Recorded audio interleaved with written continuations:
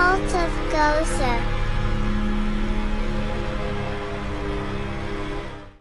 Yeah. By what they've read and seen since. Describing essentially what they remember. Yeah. It's just a nice part of the world. Yeah. Everybody's so helpful. Hang on now. Let's see how our Tinker Toys are all put together here. Have we got any kind of an audio line? Yeah, you just want to give me a little bit of... Glenn, would you just say a couple things? Okay, first of all, the phone was ringing, right? Okay, the way I became involved in this was started out in the early afternoon, around probably 1:30 in the afternoon, and I received a telephone call from the mortuary officer out at the Walker Air Force Base, Army Airfield Base, and he was inquiring about what would be the smallest possible casket that we could get that would be hermetically sealed. And at that time, I know that we had used like the 4 feet and caskets. We had used those before, but I thought they also made them in a 3/6. So, he wanted to know if we had any in stock, and I said no, but if I can make a call to Amarillo, I can have them in, by 7 o'clock the next morning on the truck. So he said, I'll get back to you. And that was the first contact that I had with the base. Then he called back, probably 45 minutes or so later. And he said, I need to ask you some more questions. He said, in case something like this should happen, he said, we need to know what the preparation, what your preparations are for the bodies that had been laying out in the elements, And he said, we need to know also what if your treatments of the bodies are the remains, what could you do to them, and if your treatments, would it change any of the chemical breakdown of the tissues, the blood? Would it make a difference? And I said, I thought probably it would. And I said, of course he knew exactly how we would treat those bodies because we have an outline from them and what we really have to do. I think he already at that point knew exactly what we would have to do. He disclosed to you what he had? No, I told him, I said, if you have a problem, if you want, if you have something you don't really know what to do about it, let me come out, and I'll, try to help you do whatever you want to do. And he said,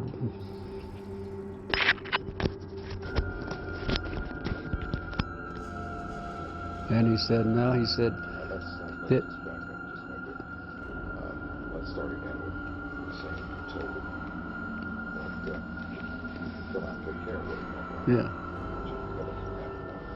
So, anyway, he said, well, we don't really have anything. He said, we're sitting here thinking in case we should get involved in something like this, what would be our preparation, should we do? Then I went through, I said, do you really want to know how we would do it? Well, yes, we would like to know. So that's when I explained to him that we would have the vats that we would fill up with formaldehyde solution with water, and we put the bodies in them, let them stay there for 24 hours, and then take them out, and then we would pack the bodies in, would be a sawdust and really a lime, what we would pack them in, then wrap them in the plastic. That's bodies that were badly decomposed. If there was tissue, deep tissue, we would have to do it hypodermically with needles to get to the deep tissue. Then we would have to aspirate the cavities if the cavities hadn't already ruptured, and then put some cavity fluid in those. I said that's, kind of normal procedure. Now, at one point, you finally offered to take care of it for them. Well, after 2-3 times, yeah. You put in that position. You mean when I offered to take care of them? He said, well, we don't really, right at this time, we don't really need your assistance. But he said, in case something like this should happen, then he said we would be prepared and we would know what to do. Then we got back onto the subject of maybe not damaging any of the chemicals, compounds or anything with the bodies, or tissues, whatever, because they wanted, how would you pick bodies up like that, and what would you do not to contaminate any of it? It was beginning to seem a little strange to you at that point. Well, I thought maybe what happened, they might have had a VIP or some officer, something that happened. Maybe they didn't want to keep it quiet, and they probably want to do it themselves, not be involved with the civilian businesses or anything. So, after these conversations, you were curious, and you went on out to the base, as I understand. Well, I didn't go out to the base. Yeah, I was curious, but I didn't go out to the base until probably a couple hours later. And I'd got an emergency call. There was an airman that was injured in an accident. And I took the airman to the base. He rode in the ambulance with me, and I took him out to the emergency room. And that's the way I became really involved out at the base. I didn't go out just because I was curious. Give me the sequence from the time you picked up the airman and just describe to me. Well, when I got the call, I left the funeral home, and the ambulance went to the scene of the accident, picked the airman up. I did not place him on a stretcher because he had a head injury in the nose. I think his nose was fractured. So I did some minor first aid, and then he sat in the front seat with me all the way to the base. When we got to the base, then he walked into the emergency room. I didn't have to take him in. They didn't bring out a gurney or anything. He just walked in on his own. Then I never did see him after that.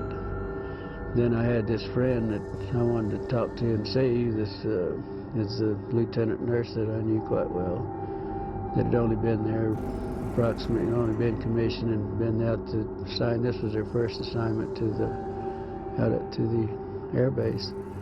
And I wanted to talk to her, and so I was going down the hall, and first thing, the lady that the lieutenant that I wanted to see was coming out of one room, going across the hall to the other, and she noticed it was me. She said, "How did you get in here? What are you doing in here?" And she said, "You better get out in a hurry." She said, "You're going to get in a lot of trouble." She said, "Would you please leave and get out of here in a hurry?" And then I turned around, and she went on into the other room. Then in about the time I turned around, there was another officer said, "Hey, wait a minute." And I said, "Looks like you had a crash." He said, "I see there's some, in the ambulances out there, I see a lot of wreckage." And I said, "Where was the crash?" And he said, "There wasn't any crash." And he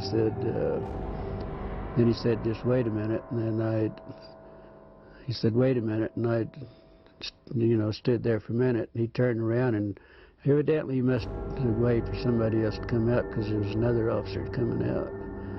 He said, "This man says there was a crash out at the base." He said he wanted to know he was inquiring about our crash.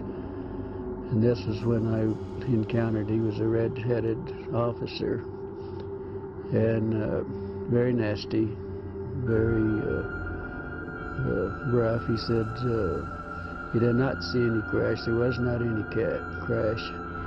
And he said, "You get the hell out of here, and you didn't see anything, and you don't talk to anybody." He said, "You're going to get in a hell of a lot of trouble." And I said, "Look, I'm a civilian, there isn't a damn thing you can do to me about it." He said, "No, but somebody might be picking your bones out of the sand." That's when he made the remark there. Then there was a black sergeant that was standing beside him. And he said, "Yeah, but he would make better dog food for our dogs." Of course, I didn't understand that, but my father happened to be an old trapper and for a hobby and everything. And I said, "My father uses guys like you for bait in these cow traps." And then there was two MPs that joined me right took me outside, each holding me by my elbows, and they escorted me out to the back to the ambulance and followed me all the way back to the funeral home. Now, as you were entering the hospital, you saw something.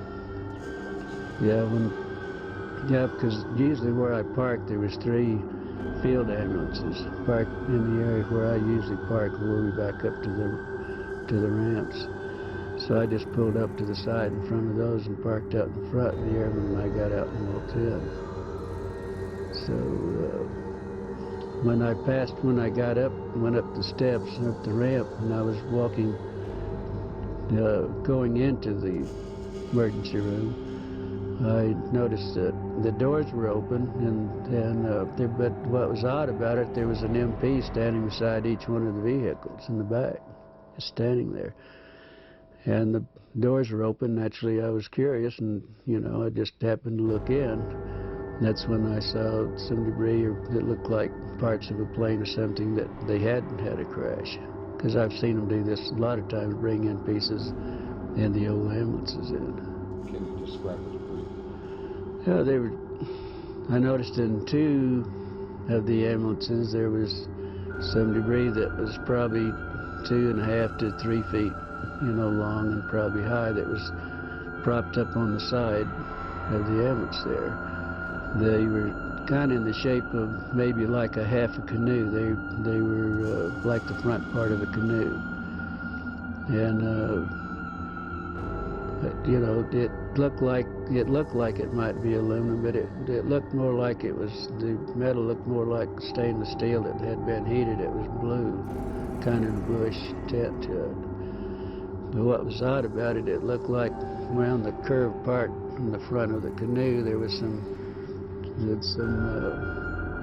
designs or something. It kind of reminded me of maybe some Egyptian signs or whatever. And it was probably about 3 inches in high, and probably the length of what the wreckage I saw, it looked like it was the length. And the same thing was in the other ambulance too. I mean, I saw practically the same thing. The pieces that were practically the same size, and the insignias looked like whatever that might be was part of the wreckage.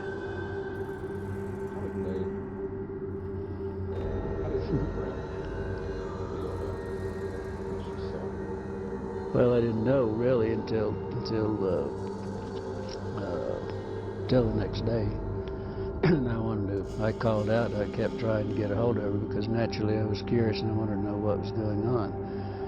And so I called out the next day, and then probably around 11:30, she said, "I know you've been trying to get a hold of me, but I haven't been available." And she said, "Why don't you meet me at the officers club? If you have time, meet at the officers club, and we'll have lunch. And I want to talk to you." And the funeral home we had at that time, we had some of the businesses there had an associate membership to the officers club, and our funeral home had that membership, and also had a card to identify myself and what business that I was, associated with. So I had no problem. One time I go to base, all I had to do, a lot of times if it was in the evening, I'd have to stop and sign a visitor's and get a visitor's pass, and then turn it in when I left. There was no problem going out there. So I went on out and met her. Beg your pardon? Well, we, both ordered. I'm not sure, remember what we ordered, but it was just a light lunch. But she was so upset. She looked like she was, in shock, is what she really talked like and looked like. And she said, I said, well, I was just curious. The only reason I want to talk to you, I was curious on what happened. And she said, well, you won't believe it. She says, I don't believe it either. But she said, I got in a lot of trouble on this thing. I'm not real sure about this. But she said, then she pulled out of a little purse or little pocketbook, whatever she had there. She gave me a little diagram that she had drawn some figures of some arms and face and so on. She told me that this is what was in those, that it was a crash. It wasn't an airplane, but they didn't know what it was at that time. Yeah, but she said we have 3 bodies. That there was 3 bodies. She said 2 of them were very mutilated. one looked like it might have walked out, or that it, might have lived a little while. And she explained they were like 3.5 feet to 4 feet tall. The two of the bodies were you couldn't identify much because they were practically destroyed, and it looked like maybe that they might have been a predatory animal or something might have been doing some damage on the bodies too. How did she describe their head and their hands? Well, she said the head, and then the little drawings that I had, the way she explained it and the way she drew it, that the heads were somewhat larger than a human heads. The hands were long, no thumbs. It was just the long, very delicate fingers at the end of on the underside at the tip of each finger was a pad-like, maybe a little pad, but it looked like the skin had maybe a little suction, like the little suction cups on those. On the no fingernails on the hands.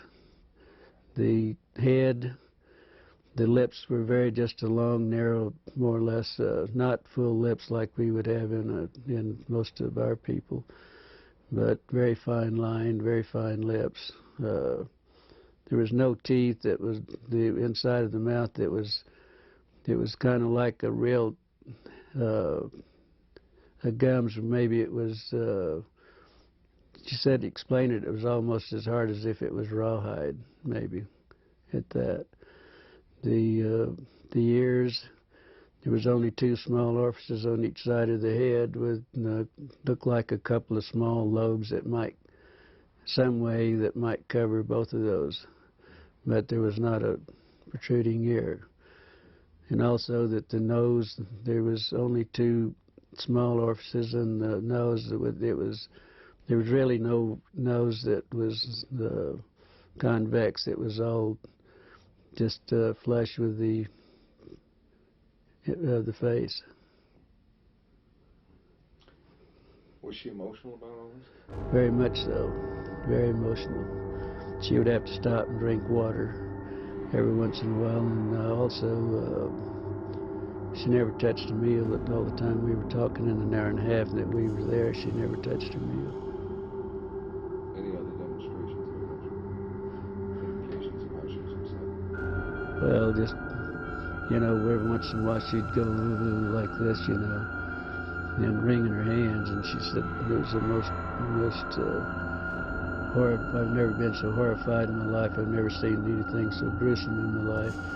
Never smelt anything that smelt worse in my life.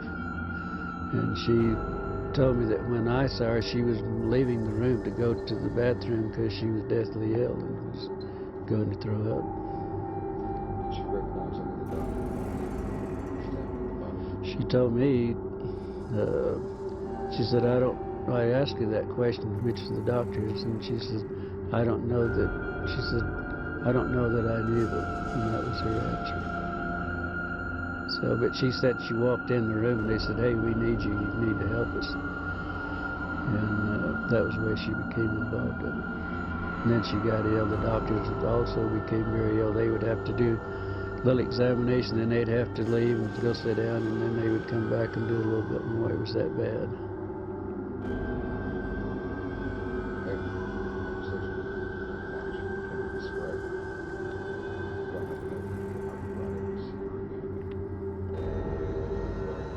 Well, yeah, we visited a while, and then I had to get back to the funeral home and go back to work, but then I never did see her after that. And I called out the next day to see how she was feeling, see what, and they told me that she wasn't available. Then I wouldn't be available that day. I called the next day, and they told me that she'd been transferred. And it was rather odd because she'd only been at the base less than 3 months. That was her on commission less than 3 months, and that was her first assignment. So it was rather odd that she would be transferred out, within 3 months. So later on, I guess you got a letter. Then about 2 weeks, probably 2 weeks, at least 2 weeks. Could have been a little longer, but I know it was at least 2 weeks. I got a letter addressed to me at Glen Dennis at the Ballard Funeral Home, But she didn't sign. It didn't have any returned address or anything on it. But inside of the letter, there was just a note. She said, "I don't have time to write. I will write later. This is my APO number."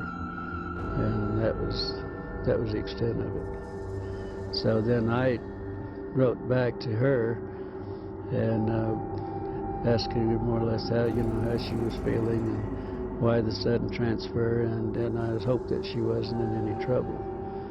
It was just a short note. I really didn't go into a lot of detail or anything. Then probably 3 weeks or probably a month after that, then I got the letter that I had mailed to her. It was returned. It was stamped return, and also it in red printing it said deceased. And that's the last time I ever heard anything about it. Then, then I went out to the base a few days later, and I was talking to one of the nurses, and I said, whatever happened to the lieutenant? And she said, well, the rumor is that we heard that she was killed with 5 other nurses in a training mission in a plane crash. And that was it.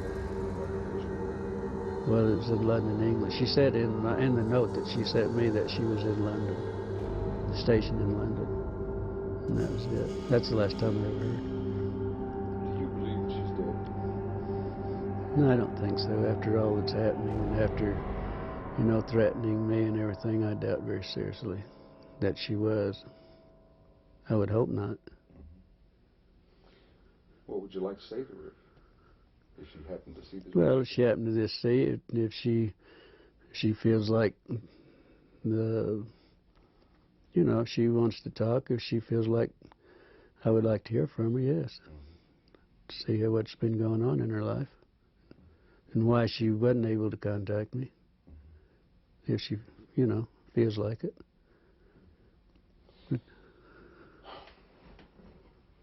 Let's not take for that. Wait. Now, the sheriff told your father you were in trouble. Okay, what happened there? Then the next day after I was there, when I had the problem with the officer and the black man, I was told my father was contacted by our sheriff, George Wilcox, which was a very close friend of my father's. They were very good friends. And he called to see if my father was home because he wanted to come out and talk to my father. And he did so, and he told my father that there was a black sergeant from the base that came to his office, was inquiring about who my parents were, my mother and my father, if I had any brothers or sisters, and all, wanting to know what my personal family, who they were and where they were. George said that he knew I had some family, but he didn't know, where they were or anything else. So anyway, he told my father that he did contact my father, and he told my father that he thought I might be in some trouble. And but they evidently didn't explain why I was in trouble. So, first thing my father did was get in his car and come to the funeral home. He said we had to talk because he and I were very close. We were real good friends. The best friend I ever had was my father. He said, I've got to talk. He said, hey, if you're in trouble, he said, we've got to do something about it. And I said, I'm not in trouble. He said, well, you are. He said, George Wilcox told me that you were in a lot of trouble and that you got involved in something that you had no business getting involved in and that you could be in a lot of trouble. And I said, so I told my father the story. And he's the only man that I've ever told the story to until I talked to Stan Friedman and to you people, and that's it, period. And I did tell my father what the story was. Of course, it was unbelievable for him. But then he became very upset, and he wanted to go shoot a few people and all that because they did threaten my life, and so that was the way my father heard about it, and that was the extent of my family. And he never would tell them who my brother, and I had a brother that was a fighter pilot during that time, and I had 3 sisters, and one of them was a nurse. But he would never tell them anything. And so he didn't tell the sheriff or anybody else, because the sheriff was supposed to call him back and give him the names of where they were at, and he wouldn't do it. Let's get back to did she express an opinion as to what she thought these beings were? Did she think Well, the only remark that she ever made was that they definitely weren't humans as we know humans, but they could be from another planet Earth. The doctors were explaining this, that they couldn't be from our planet. They had to be an alien, or had to be something else, but not in our planet. she had a phrase she described how they looked to her? Remember that? Little black china. Well, she said that, well, of course they were, first thing she said they were black. They were just as black as they could be, but probably laying out in the elements in July in Roswell with 105 to 110 temperature every day and 80 degrees or so at night. I mean, that wouldn't be uncommon, because we picked up a lot of sheep herders of people that have been found dead that's laying in the desert, for days and bitten by rattlesnakes or whatever. And they do turn, as black as they can. And I know exactly what they were talking about, because with the smell and the odor being so drastic, because this is a very unpleasant situation, And Let's talk about her eyes. How did she describe her eyes? well, she said that, of course, their eyes were set back into the skull. Oh, and it was remarkable. I thought it was interesting also that she said their skulls, the doctor said their skull bone structure wasn't like ours. It wasn't actually a bone. It was probably a real heavy cartilage.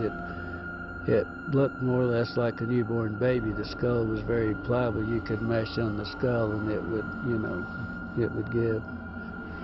And so the bone structure, it wasn't, bones not like our bones. It was our skull and everything.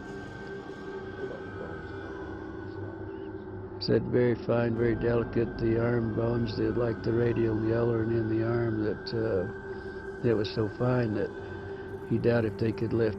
She said they doubt if anyone at that size and the arms at that could lift 50 pounds on the earth or anywhere else. They doubted if they had that strength.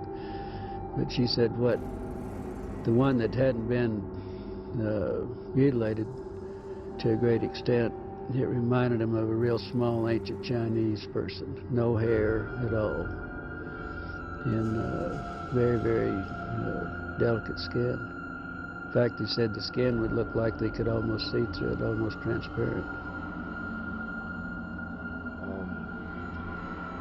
Why don't you give me a paragraph on ears and nostrils? Well, the ears, like I think I stated to you, that the ears, there was a couple of small orifices, one on top of the other, with two little lobe flaps, one over the other. They didn't really know if they had any significance, how they worked or what. They didn't go into that. The nose was only a couple of very small orifices, holes right there, just above the lip line. But it had, there wasn't anything covering it. And it was just like two small indentations there, and that was it. Said it was very unusual. You're talking about the hands. Yeah. The hands, well, there was one hand. There was one hand that evidently wasn't attached to the arm. And she said that where she got sick and left the room was that this doctor had the long forceps and picked the hand up and turned it over. And that's when they noticed. Now, there wasn't any thumb. None of the bodies had any thumbs or anything. They were just long, very fine, very delicate fingers, no fingernails. But right at the tip of each finger, it looked like there was a pad. And in this pad, it looked like it might have had very small they were like little suction cups, but very minute suction cups. The doctors, that's the way he explained it, that was looking at it.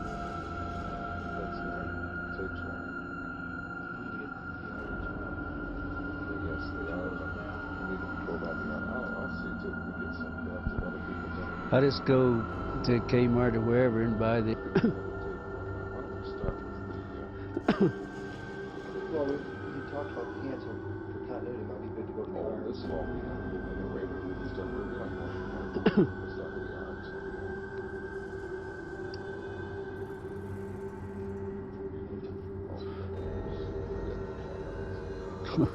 Seeing if he was ready. It's not there. It's not there. But you were asking me to describe the arms, and this was another thing that the lieutenant brought out, that it was very the difference between theirs and ours, from the wrist to the first joint here, that it was probably 1.5 times longer than the top part up here. It was very odd looking. It was very odd, she said. And the very small arms, very small. Bone structure.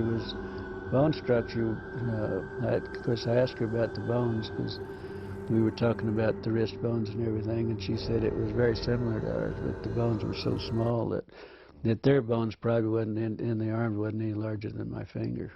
Wow. So. Okay, now give me 2 or 3 sentences on how they were dressed. We never mentioned it. Never talked about the dress. Did she say anything about sex? She said she really never. She was so sick and everything that it never even entered her mind. So that was it. No way to determine the sex of the beings. Well, it wasn't discussed with her. It probably was, but she, like she said, I was so ill and so horrified that I don't, she said, she sat up all night and she knew I was going to be real concerned, knew I was going to be on what happened, she knew that I got in trouble, probably. And she drew that, she sat up and made little notes on the back of these little prescription pads. And that's what, she had her notes made out, and that's what we discussed, particularly what she had. I was very interested in that you had kept so many records of the incident and pertaining to everything that you know regarding the UFO correction. And you kept them in the, there at Ballard's, and then later they disappeared. Yeah. Could you give us a well, I was really in charge of all the military contracts. I did all the bids and everything and really took care of all the contracts myself. And that was one of my duties at the funeral home, to take care of the military. And I had a file on everything that ever happened at Walker Air Base, like Bob Hope and some of the big orchestras, and everybody'd come and have the big parties and everything in the hangars, I attended, but I would also have pictures and everything. I had a personal file that I kept, and I kept everything in this file that pertained that I attended or whatever. And this is where I put the diagrams and the notes that she gave me was in my personal file. Well, then the Ballard Funeral Home sold at a later date, several years later, that it sold. And the people that bought the funeral home, these were files they were the old files that they kept in the basement down in the furnace room. And they had I had all the military files together in one filing cabinet. Everything had happened at the base and everything. We also had the contract at Fort Sumner Air Base. They had a glider base there, and also fighter pilot training there, and the P-47s and 51s and so on. And so I had all the files. Everything was one filing cabinet, was strictly all military. And that's where I had all this filed away. I had all this filed away. I even had the newspaper that Walter Haught, the headlines and all this, the next day. I had all that in these files. And what interests me is that out of all these files, all these different topics, only one was missing when you went to look for it, and that was the one pertaining to this. Yeah. Can you review that for us? Well, no, there were some of the other files were missing also, not just my own file, but my file was in the same, all of my file was gone. But there was also some files, they had destroyed most of the files that were pertaining after certain years. They just gotten rid of them. and they told the manager of the funeral home, that's the manager there, name Raymond Otero, also told me that he knew my file was there. Joe Lucas, that was manager at that time, knew my files were there, and he and I'd had some personal problems, and he said, get rid of his damn files. We don't want anything that remind us of him. And that's where the files went, really. There was some discussion about how to preserve the bodies. Right. Dry ice and that sort of thing, and you kind of addressed where they got the ice and things. Okay, then the mortuary officer, what would you do if you had to ship one out? And but you couldn't do anything to it. I mean, that you couldn't, do any treatments or anything. What would you do? I said the only thing you could do that I would suggest, that first thing, if you have a problem, don't want to destroy any of the tissue, any blood cells, anything that you don't want to destroy, I would suggest that you contact a pathologist. And I said, I'm sure the Army Airfield, I mean, somebody's got some pathologists around. I didn't know that they had one in Roswell, but I said, if I were you, I'd call a pathologist and ask him how he would like to have it done, or whatever you're going to do, or whatever it is. You better do what the pathologist, because he's the one that's going to do the autopsy and make the reports. But I said, the only thing I know you could do is just go to Clarity's Dairy or Sunset Creamery, we had 2 at the time, and buy all the dry ice you can and pack them in dry ice, if that's possible. And that's what I suggest that they do. Excuse me, Glenn, you're hitting my mic with your thumb. Oh, sorry about that. It's all right. I've done it at least 8 times already this week. It's not personal. No. Okay, what do you think? I think, as a suggestion, you might want to do that part again if you think you'd like to use it, because the dry ice? You probably hit it just a few times. And it might Oh, sorry about that. Isn't this picky business? Glenn Dennis, take 2, Clarity Yeah. Dairy. All right, let's go back and go over the dry ice then again. Well, okay. What I suggested that to the mortuary officer, I suggested this to the mortuary officer and we discussed this probably for 20 minutes or better on the telephone. And I kept telling him, hey, if you have a problem, if you got something out there, if you need our services, we have the contract, I would be glad to come out and help you take care of it. And he said, no, this is for future. Kept always referring this was for future use in case we did have something. But then I said, well, first thing you better do, you better get a hold of a pathologist. I don't know whether you have one at the base, but I know you probably have the top pathologist, something similar to those words. And I said, that's what I do, and you better let him give you the instructions, and then you better do what he tells you to do, because he's the one that's going to do the autopsy. And if it's this sensitive, you better do what he tells you. But I said, the only other suggestion I can make, that you go to Clarity's Dairy or you go to Sunset Creamery, buy all the dry ice you can and pack whatever you have, whatever the problem is, you better pack it in dry ice and then do whatever you have to do with it, because that's the only way. They tried to put it in the morgue. Out at the morgue, they had 2 refrigerated body compartments that we used to put them in, and then we would go out and get the bodies from there. But they always brought the airmen to us, but on the dependents and everything, we went out for them. But they weren't cold enough, and it became so offensive, they were afraid they were going to upset everybody in the hospital. So they later moved them over to a hangar. And that's the last that she knew anything about them, too. The lieutenant knew anything about them. But she didn't know how they moved it or anything about it, but they were taken to a hangar. Because the odor was so offensive, like they said, it was upsetting everything. That's great. So. Fantastic. Yeah. Did she ever tell you where she thought or where she was told the bodies went from Roswell? I'm sorry? Where the bodies went from Roswell? Did she know where they were shipped out? Did she know where they went? She didn't know. She never told me. She never mentioned any suggestion whatsoever. She just said that the last she heard, they were in a hangar, and that's all she knows. And we never discussed anything else. I guess if that takes care of everything, would you like to watch it? Well, there's a portion of it just to get an idea. You don't need to watch the whole. Sure. Yeah. Let's turn it around and watch it. The Cult of Gozer.